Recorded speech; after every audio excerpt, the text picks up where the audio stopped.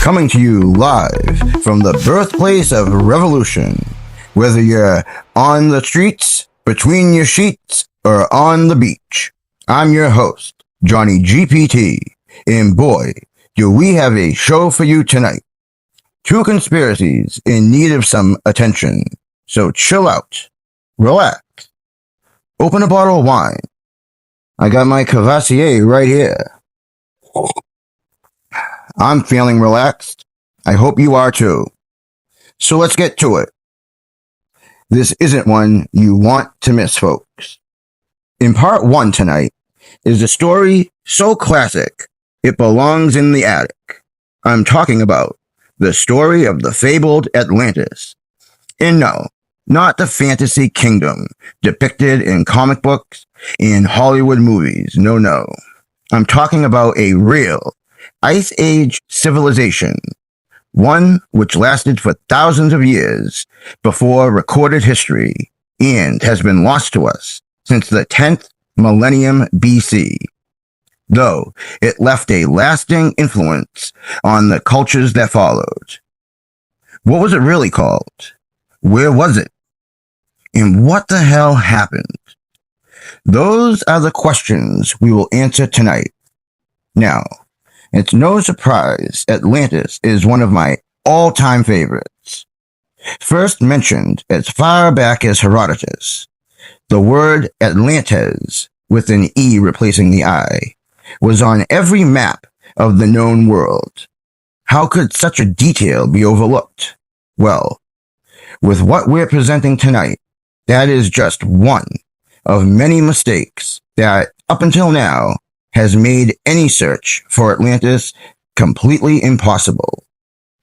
Though not void of any results, the search for Atlantis has brought people to every corner of the globe, even to outer space.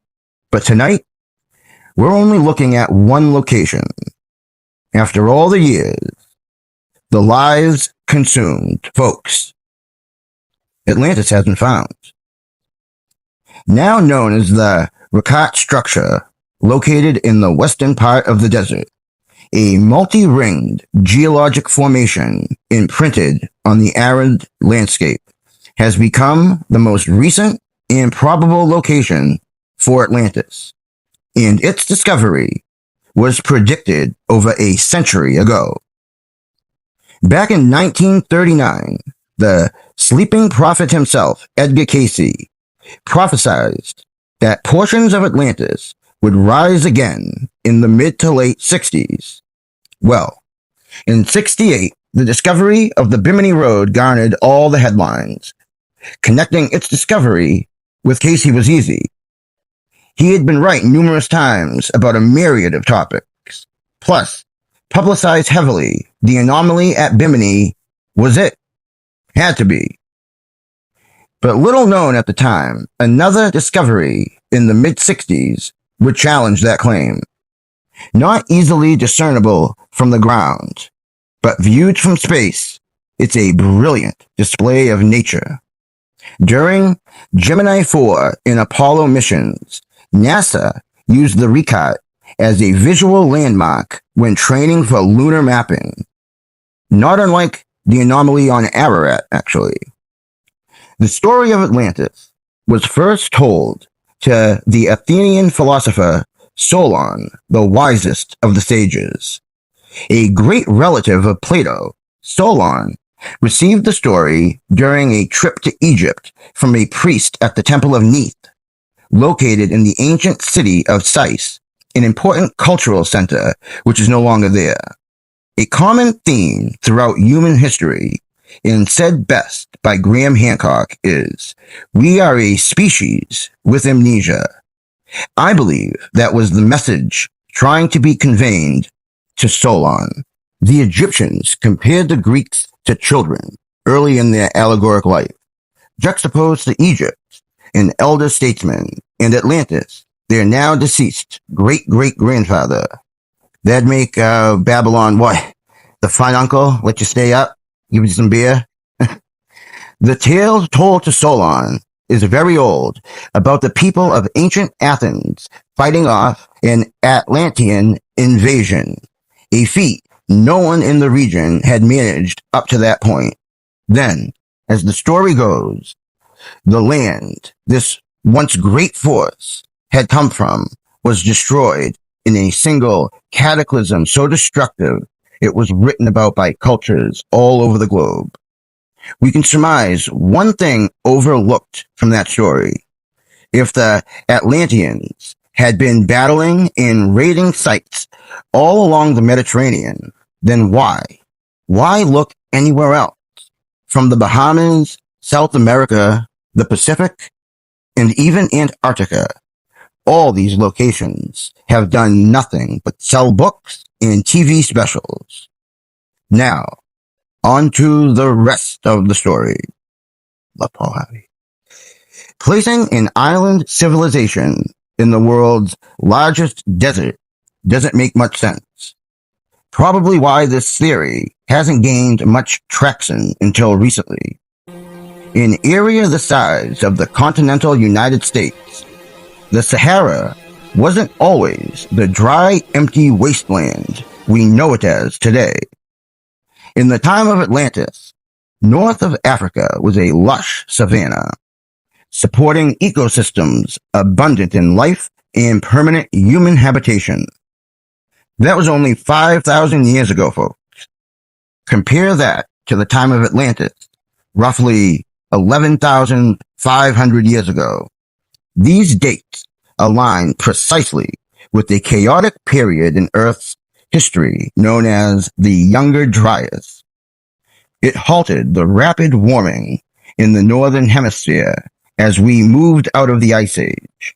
Plato's date for the end of Atlantis coincides precisely with the period of rapid seawater rise called Meltwater Pulse 1b, which was also 11,500 years ago.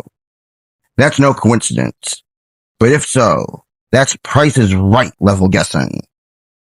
Just as our planet is warming up, everything stops and it reverts back to cooling.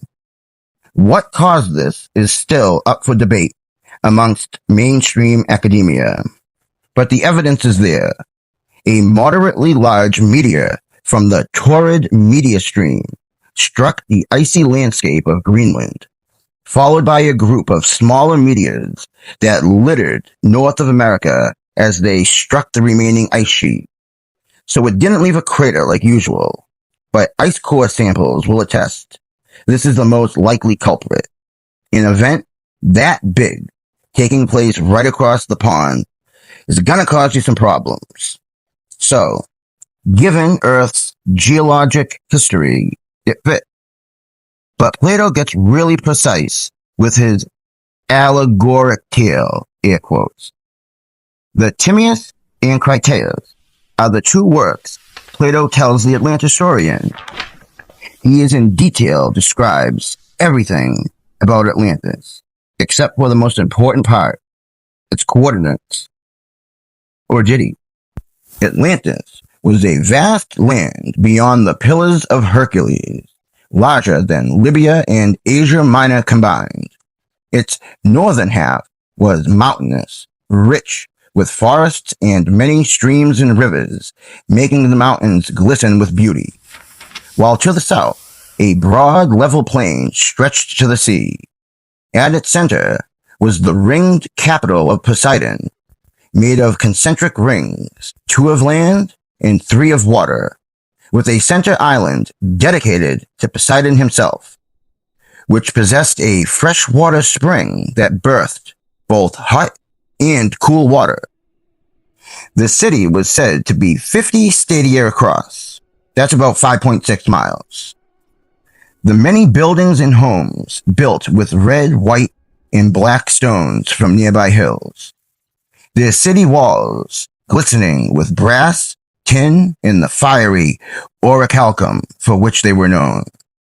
The fertile plain supported herds of elephants.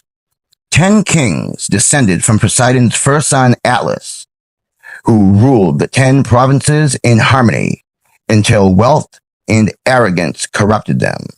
So they were punished.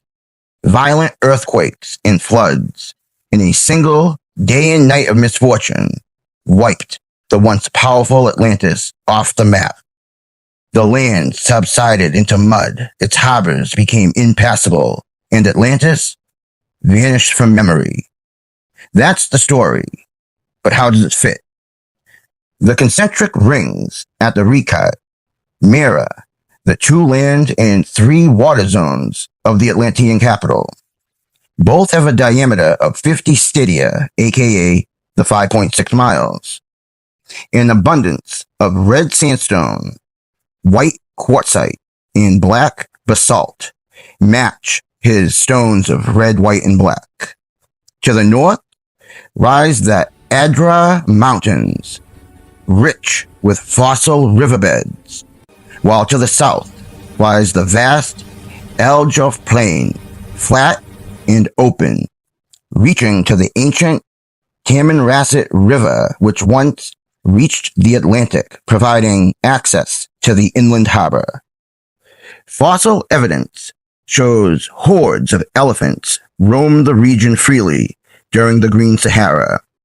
Remarkably, fresh water can still be found in a spring which flows from the center mass, echoing his hot and cold springs. Given that this was a geologic feature, the hot spring very well is plausible. In fact, everywhere else, only saltwater aquifers were found. Gold, bronze, and copper can still be found in the region today, much like the fabled orichalcum, which is believed to be of a combination of the 3 metals. When the Younger Dryas ended and the Sahara dried, floods turned rivers to mud and buried the Rakat Basin. The exact fate, Plato said, befell Atlantis, a land not sunk beneath an ocean, but swallowed by its own silt and sand. A mistranslation, which we will get to. Now that we see the Rakat meets all the requirements laid out by Plato, and given its location, we can surmise it's most likely the best candidate. But what about the directions Plato gives? How has this place escaped everyone? With misspellings, wrong names abound, and a mislabeled map taking you in the opposite direction. It'd take you a few thousand years too. The mistranslation of Plato's work is a travesty. One can't even imagine how it took place. Well, the folks behind the documentary film The Atlantis Puzzle seem to have a good idea, and they've done an excellent job. This next part is everything, so please, try and bear with me. The many editions of Plato's Timaeus and Critias are vastly different and contradictory from one another, especially when describing minute details where the language originally used is so much more precise than the language it's being translated into. See, the Greek language had different words for the same thing, but each describes something we would use an adjective for. They have 4 different words that mean love, 3 different words that all mean hate, but none of them are interchangeable. And that is the heart of the problem when the Timaeus and Critias were translated. Instead of finding the correct description and adding context to our words when translating, they didn't do that. No. They just did the next best thing. They used whatever was closest, or they just assumed it was the same word. How? How has this never been noticed? Plato wrote, "The power came forth out of the Atlantic Ocean. For in those days, the Atlantic was navigable." But wait, Plato didn't write that, though that's the story being told. He used the word pelagos, came forth out of the Atlantic pelagos. Ocean and pelagos are not the same thing, not even close. Pelagos would be like the Aegean Sea or the Sea of Cortez. If Plato was in fact referring to the Atlantic Ocean, he would have used Oceanos. It's right there in your face. Sounds just like it. Other terms for different bodies of water pertinent to our story is thalassa. That's your home body of water. It's the inland sea, the Mediterranean Sea. Then the word Pontos. That's an enclosed sea, like the Black Sea. None of these words describe the same thing, yet all four are used interchangeably in the translations of Plato's work. Now that is your fucking puzzle piece right there. That's why we can't find it. Next, the word island was substituted for 3 different distinct words used to describe the continent, an island, and the center of the ringed capital city. That's why some people think Atlantis is a continent, others just a single city, or even a small island. Plato uses the word Nessos, which is translated as island. But island doesn't necessarily mean land that's completely surrounded by open water. It could be a large landmass with an ocean on one side, a sea on another, marshland in one area, and a river on the other side. Technically, it is circled by water, yes, but not specifically what you'd imagine using the word island for. That's why language is so important. We've had our hands tied from the very beginning. And now, drum roll please. The biggest clue, most often discussed, and that's the most agreed upon, are one indicator that points us in the direction to follow. Plato clearly states it is located beyond the Pillars of Hercules. But if Plato is the one who coined that term himself, then no location can be ascribed to it. So what are these things? Not until hundreds of years later did Roman writers like Seneca and Pliny the Elder link the term Pillars of Hercules to the actual Strait of Gibraltar, which apparently stuck because that's what it's called today. So the starting location has been wrong, flat wrong, for 1,000 years. But now that we've learned Pelagos does not mean ocean, we can interpret this next line from Plato and get a better picture. The force that marched in arrogance at the same time against all of Europe and Asia, that campaigned out of the Atlantic Pelagos. So, if these different Pillars of Hercules is a border, and the Atlanteans marched out of it, that'd mean that the Atlantic Pelagos is inside the pillars, and Europe and Asia are on the outside. Knowing the Mediterranean Sea is our setting, then only one place is left: Africa. So the Pillars of Hercules, known in ancient times, is along the North African coast, bordering the Mediterranean. Where could it be? Where is the Atlantic Pelagos? And where is the island nation of Atlantis? Now, with modern satellite imagery and an advanced knowledge of sea level rises, combined with ancient record keeping under the guise of storytelling, there is a place that will fit nicely, and with it, the jumbled puzzle out of our ancient past becomes a picture worth 12,000 years. The Gulf of Gabes is our Pillars of Hercules. The chain of Trots were once a large body of water, aka the Atlantic Pelagos, which led inland through rivers, large lakes, and natural canals, acting as a highway to inland Africa. and then out to the Atlantic Ocean. Though it is now blocked from the Mediterranean Sea, through satellite imagery, we can tell the Green Sahara had an abundance of inland waterways, much like the Amazon River Basin. So, just like we mentioned, Atlantis didn't sink. Rather, miles of mud, dirt, and debris blocked it off, making it unnavigable. Where we are talking is the birthplace of everything. And in a time so distant, it's a wonder we have the story we got. It aligns with what we know scientifically, but also spiritually. One of the rare instances everything just kind of fits. Look, I could keep going. I could link Atlantis to the Sphinx, the Age of Leo, early bull worshipping, fertility gods, child sacrifice. Hey, it always ends in a little ritualistic sacrifice around here.